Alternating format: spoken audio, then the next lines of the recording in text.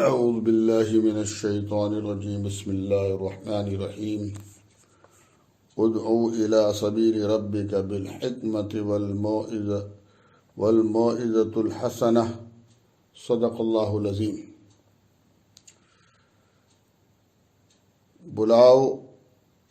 بلا اپنے رب کی طرف حکمت کے ساتھ اور پیاری نرم نصیحت کے ساتھ۔ حقیقت تو یہ ہے کہ تبلیغ و دعوت کے اصول و ضوابط کی کوئی حد مقرر نہیں ہے۔ اس کا تعلق انسانی فہم و عقل اور بشری اذواق و جذبات، ماحول و معاشرے پر ہے۔ ہاں، عربی زبان کے وہ الفاظ جن کا کسی زبان میں بدل و نظیر نہیں، ان میں سے ایک لفظ ہے حکمت۔ اس کے تعارف کے لیے آپ ایک ضخیم کتاب لکھ ڈالیں۔ تمام تفاصیل و شروحات کو یہ لفظ جامع ہوگا، یعنی فہم کے مطابق، استعداد کے مطابق، معاشرے کے مطابق، ماحول کے مطابق، علاقے کے مطابق، طبیعت کے مطابق، ذوق و وجدان کے مطابق، عصری مطالبات و مقتضیات کے مطابق، موضوع کی اہمیت کے مطابق، مخاطب کی عقلی سطح اور نفسیات کے مطابق، ان کے افکار و معتقدات کے مطابق، گویا کہ حکمت میں ہر وہ چیز شامل ہو گئی جو کسی سے اپنی بات منوانے کے لیے ضروری اور ناگزیر ہوتی ہے۔ میں ایک جگہ محاضرہ دے رہا تھا، یہ حضرت مولانا سید ابو الحسن علی ندوی رحمۃ اللہ علیہ فرما رہے ہیں، مجھ سے سوال کیا گیا کہ دعوت کے اصول و ضوابط، اس کے حدود، عمل و دائرہ کار اور عنوانات و اصطلاحات کی تعریف اور تعیین کر دی جائے۔ میں نے کہا کہ اس سوال کا حال تو ویسے ہی ہے جیسے ایک شخص نے نوکر رکھا، اس نوکر سے جتنے کام لینے تھے اس نے اس کی ایک فہرست بنا کر اس نوکر کو دے دی۔ ایک دن اس کا آقا گھوڑے پر سوار ہو رہا تھا، جیسے ہی رکاب میں پاؤں رکھا، پاؤں الجھ گیا اور قریب تھا کہ وہ زمین پر آ گرے۔ اس نے نوکر کو آواز دی تو اس نوکر نے دور ہی سے وہ پرچی دکھلائی جس میں اس کے کاموں کی فہرست درج تھی۔ اس نے کہا کہ اس فہرست میں کہاں درج ہے کہ جب گھوڑے پر سوار ہوتے وقت میرا پاؤں رکاب میں الجھے تو تم میرا تعاون کرنا۔ کچھ یہی حال دعوت کے اصول و قوانین کا بھی ہے کہ ہم لفظوں میں اس کی تحریر و تعیین نہیں کر سکتے۔ ہم خالق کائنات کے بندے اور اس کے غلام ہیں۔ جس چیز کی بھی ضرورت ہو، دین اسلام کو جس میدان میں ضرورت ہو، اسی تکمیل کا نام دعوت ہے۔ جس چیز کی بھی ضرورت ہو، دین اسلام کو جس میدان میں ضرورت ہو، اس کی تکمیل کا نام دعوت ہے۔ البتہ دعوت کی تاریخ، اس کے اغراض و مقاصد سے واقفیت ضروری ہے۔ قرآن و حدیث پاک کے حکیمانہ اسلوب کا مطالعہ بھی از حد ضروری ہے۔ اسی کے ساتھ تاریخ اسلام کے مجددین کے کارناموں، ان کے طریقہ کار اور طرز عمل کو بھی نگاہ میں رکھیں۔ مثال کے طور پر قرآن کے ایک واقعے کا ذکر کرتا ہوں جس سے بہت اصول و آداب پر روشنی پڑے گی۔ وَدَخَلَ مَعَهُ السِّجْنَ فَتَيَانِ فَقَالَ أَحَدُهُمَا إِنِّي أَرَانِي أَعْصِرُ خَمْرًا وَقَالَ الْآخَرُ إِنِّي أَرَانِي أَحْمِلُ فَوْقَ رَأْسِي خُبْزًا تَأْكُلُ الطَّيْرُ مِنْهُ نَبَّأْنَا بِتَأْوِيلِهِ إِنَّا لَنَرَاكَ مِنَ الْمُحْسِنِينَ قال لا يأتيكما طعام ترزقانه إلا نبأتكما بتأويله قبل أن يأتيكما ذلك مما علمني ربي إني تركت ملة قوم لا يؤمنون بالله وهم بالآخرة هم كافرون إلى آخره الآيات۔ سورہ یوسف آیت 35 تا 40۔ ترجمہ: قید خانے میں اس یوسف کے ساتھ یوسف علیہ السلام کے ساتھ دو غلام بھی داخل ہوئے۔ ایک روز ان میں سے ایک نے ان سے کہا، میں نے خواب میں دیکھا ہے کہ میں شراب کشید کر رہا ہوں دوسرے نے کہا میرے سر پر روٹیاں رکھی ہیں اور پرندے اس کو کھا رہے ہیں۔ دونوں نے کہا ہمیں اس کی تعبیر بتائیے، ہم دیکھتے ہیں کہ آپ نیک آدمی ہیں۔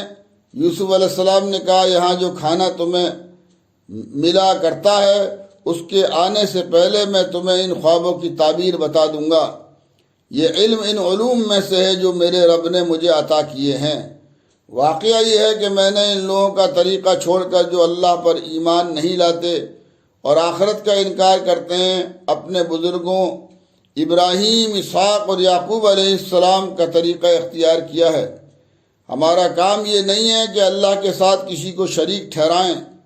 در حقیقت یہ اللہ کا فضل ہے ہم پر اور تمام انسانوں پر کہ اس نے اپنے سوا کسی کا بندہ ہمیں نہیں بنایا، مگر اکثر لوگ شکر نہیں کرتے۔ اے زندہ کے ساتھیوں، اے قید خانے کے ساتھیوں، تم خود ہی سوچو کہ بہت سے متفرق رب بہتر ہیں یا وہ ایک اللہ جو سب پر غالب ہے؟ اس کو چھوڑ کر تم جن کی بندگی کر رہے ہو اور اس کے سوا کچھ نہیں ہے کہ بس چند نام ہیں جو تم نے اور تمہارے آباء و اجداد نے رکھ لیے ہیں۔ اللہ نے اس کے لیے کوئی سند نہیں نازل کی۔ فرما روائی کا اقتدار اللہ کے سوا کسی کے لیے نہیں ہے۔ اس کا حکم ہے کہ وہ خود اس کے سوا تم کسی کی بندگی نہ کرو۔ یہی ٹھیٹ سیدھا طریق زندگی ہے، مگر اکثر لوگ جانتے نہیں۔ دعوت اور حکمت و معزت۔ قرآن پاک نے نہایت بلیغ اور حکیمانہ انداز میں حضرت یوسف علیہ السلام کے اسلوب و دعوت کو بیان کیا ہے کہ انہوں نے کس احتیاط، حکمت اور دانش مندی، معاملہ فہمی، موقع شناسی کے ساتھ قید خانے میں دعوت کا کام کیا۔ اس کا خلاصہ ہم ذکر کرتے ہیں۔ سب سے پہلے یہ سوال پیدا ہوتا ہے کہ انہوں نے کس طرح دعوت دی، تو قرآن پاک نے اپنے معجزانہ اور حکیمانہ اسلوب میں پوری منظر کشی کی ہے۔ اس کی قدر تفصیل یہ ہے کہ اگر کوئی شخص کسی سے کوئی سامان خریدتا ہے تو سب سے پہلے مناسب جگہ کا انتخاب کرتا ہے تاکہ اطمینان خاطر ہو، دھوکہ اور فریب کا خطرہ نہ ہو۔ دوسری بات یہ ہے کہ کام جلدی ہو، مثلا دوا خریدنا ہو۔ اگر دکان بند ہو رہی ہو اور وہ شخص اس وقت دکان پر پہنچے اور سامان طلب کرے تو جواب میں وہ دکاندار کہے کہ کل تشریف لائیے، آج تو معاف رکھیے، تو وہ شخص دوبارہ اس دکان پر کبھی نہ جائے گا، اس لیے کہ وہاں تو مریض کی جان جا رہی ہے اور دوا کی اصل ضرورت ہے۔ کل دوا لے کر وہ کیا کرے گا؟ مسئلہ موت و حیات کا ہے، کوئی کھیل تماشا نہیں، لہذا کام وقت پر ہونا چاہیے۔ تیسرے یہ کہ وقت کا تعین بھی قابل اطمینان ہو، اس کے لیے سکون پیدا کرنے کی ضرورت ہے۔ اگر دکان پر گاہک آیا تو دکاندار کہے کہ فلاں کام کر لوں تو سامان دوں گا، 4 گھنٹے بعد آنا، فلاں شخص سے ملاقات کر لوں تب سامان دوں گا، ایسی صورت میں وہ شخص وہاں سے بھاگ جائے گا۔ چوتھی بات یہ ہے کہ وہ شخص مطلوبہ چیز ہی پر اکتفا کرے بلکہ دیگر قابل نفع چیز کا بھی اضافہ کرے اگر ممکن ہو۔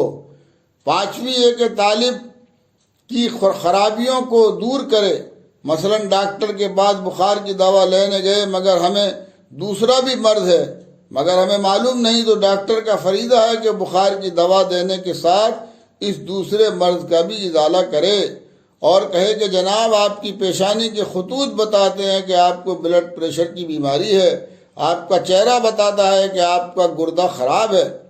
جن نکات کی جانب میں نے سطور بالا میں اشارہ کیا یہ تفسیروں اور شروحات میں نہ ملیں گی، یہ قرآن کی عمیق مطالعے اور گہرے لگاؤ سے معلوم ہوتی ہیں۔ یہ قرآن کے گہرے مطالعے اور گہرے لگاؤ سے معلوم ہوتی ہیں۔ ان ھذا القرآن یہدی للتی ہی اقوم، قرآن کریم انہی لوگوں کے لیے ہدایت کا ذریعہ بنتا ہے جو قرآن کریم سے ہدایت طلب کرتے ہیں، ہدایت چاہتے ہیں۔ مذکورہ بالا وہ آیتیں جن سے حضرت یوسف علیہ السلام کے واقعے کو بیان کیا گیا ہے، اگر انہیں پڑھ کر کوئی شخص ایمان لے آئے تو عین تقاضائے بلاغت کلام ربانی ہوگا۔ مثلا غور کیجئے، 2 آدمی اپنے خواب کی تعبیر پوچھنے آئے تو اولاً انہوں نے ان کی دیانت و امانت علم آ گئی فضل و کمال کے بارے میں ضرور اطمینان کر لیا ہوگا، اور وہ ضرور جان رہے ہوں گے کہ یہ کوئی اور ہی عالم کے آدمی ہیں، نبوت سے وہ تو واقف نہ ہوں گے، مگر ایک پیغمبر کے چہرے پر جو نورانیت، تقدس، عصمت، پاکیزگی کے آثار ہو سکتے ہیں، اسے انہوں نے ضرور دیکھا اور محسوس کیا ہوگا۔ دوسری بات یہ ہوئی کہ داعی ایسا ہو کہ دل خود اس کی جانب متوجہ ہو، داعی ایسا ہو کہ دل خود اس کی جانب متوجہ ہو، اور وہ داعی بھی اپنے طالبین کی جانب زیادہ متوجہ ہو۔ چنانچہ ان دونوں قیدیوں نے حضرت یوسف علیہ السلام کی بات میں دلچسپی لی، اور انہوں نے ان کی بھی خاطر خواہ خبرگیری کی۔ تیسری بات یہ معلوم ہوئی کہ داعی کا اپنا ایک معیار و تشخص ہونا چاہیے، اس کا ایک مخصوص شعار ہوتا ہے کہ وہ دوسرے لوگ اسے دیکھ کر اس کی جانب متوجہ ہوں۔ داعی کو ہر حال میں اپنا امتیاز برقرار رکھنا چاہیے۔ چھٹی بات یہ ہے کہ جیل میں داخل ہوتے ہی تمام قیدیوں نے اچھی طرح جان لیا ہوگا کہ حضرت یوسف علیہ السلام مجرم نہیں، یہ ضرور بے خطا ہیں۔